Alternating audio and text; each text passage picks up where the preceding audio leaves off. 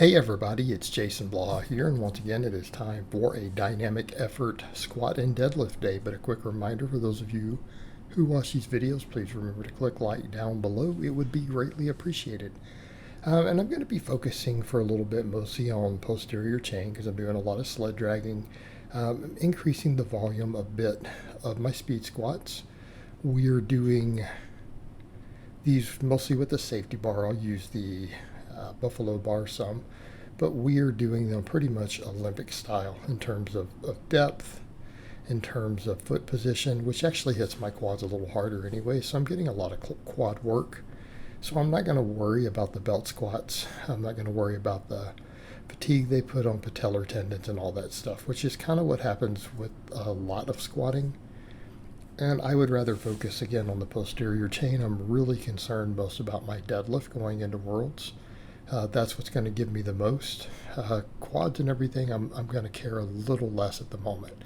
Because, again, I'm going to have a tight weight class. And they can get a little more love if I go up to the 220. Right? Next year, if I go to the 220, quads will get more love so we can really get the squat way up. But I feel like my quads are still getting sufficient work to continue to squat well up into the 500s. Assuming everything goes good with the water cut and all that, which is always the wild card for me right now. So we did 10 doubles of these. So volume's going to be a little high on this. And, like I said, at the end of this, my quads actually felt very, very fatigued. Like they felt like they worked very hard by the time I was done with this. But then again, I do very short breaks on speed work, like 30-second breaks roughly. About 30 seconds, maybe 40 seconds, between each set in terms of walking it in and out. And that's about normal for me. But we did 10 doubles with that, with heavy band tension. I decided today I was rushed for time. I needed to have some stuff that has to happen this morning. So, again, I wanted to get my workouts completely done well before 9 o'clock, well before 9 a.m. So I did these with no bands. I didn't want to do band setup. I just did 265, roughly 40%. I didn't really calculate it. I just ran with it.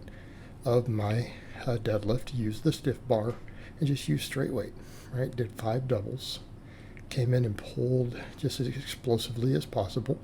And I still felt like I got quality work out of it. So again, the volume at the moment is going to be a little more biased towards the speed squats instead of the speed pulls because I'm going to do less work for the quads and everything. But then again, I'm sled dragging, so I don't know if that's really true.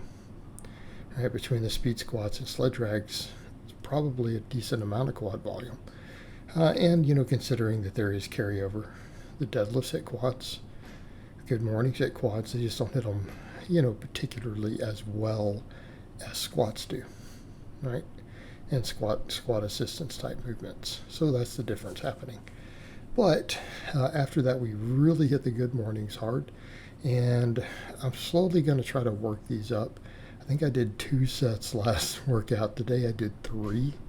Again, I don't know that I want to take my volume super high on the good mornings. I want to get stronger at them, and I can really throw more volume into the traction-based movements, the glute ham raise, the reverse hyper. But we did 315 for 3 sets of 10 with the cambered bar.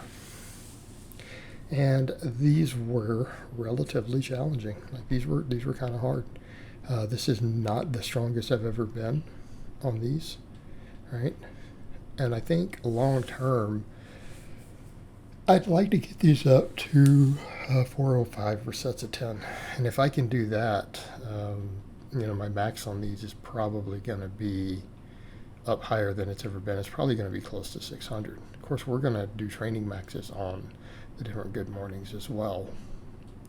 Definitely going to do that over the course of, the next few months, which you guys have kind of seen. And I think this bar, I may go ahead and do it this coming week because we did a deadlift this week.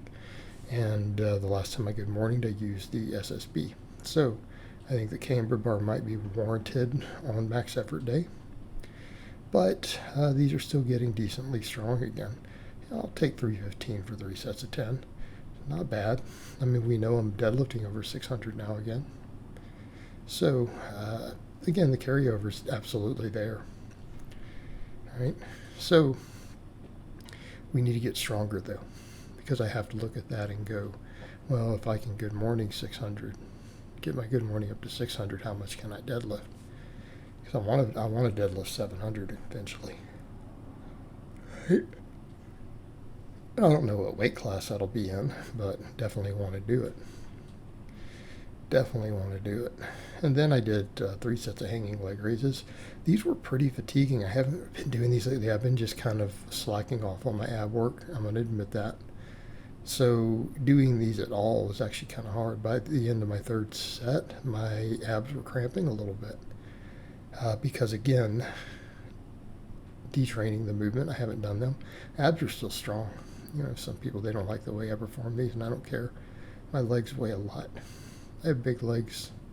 My swing weight's pretty dang high. Plus, I have strong enough abs to deadlift over 600 pounds. We've clearly demonstrated that. So, abs are definitely not weak, but the fatigue was there, right? I couldn't really do the toes all the way to the bar. First of all, I couldn't get my feet up to the bar like I used to. And the 3 sets of 8 left my abs cramping. They were cramping for about 4 or 5 minutes a bit.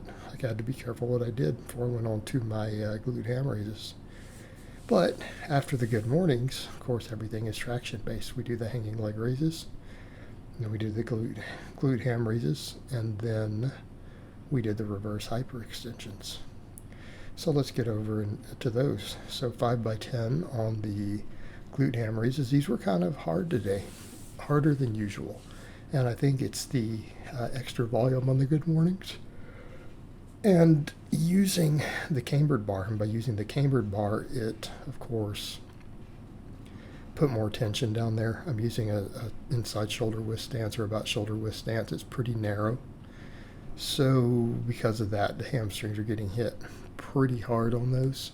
So the hamstrings are pre-fatigued walking into this movement. So these were challenging, like the last 3 sets were quite difficult to get to my 10 reps. I don't know that I had reps in reserve.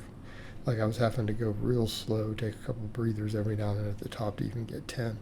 So I mean, I think we could argue that 10 might have been 1 rep from failure. Right? It might have been 1 rep from failure. If not, it was very, very close to that. But we'll see how my hamstrings feel later. I always have to be careful after these. Combination of good mornings plus glute ham raises is going to leave my hamstrings cramping later if I'm not very, very careful. But I'm kind of running out of time to do this voiceover. My schedule's a little tight, so I'm just going to let you guys watch the rest of the glute ham raises and the reverse hypers. Did the reverse hypers with 550 for 5 sets of 10. So I hope it's been informative, and I'll talk to you guys next time.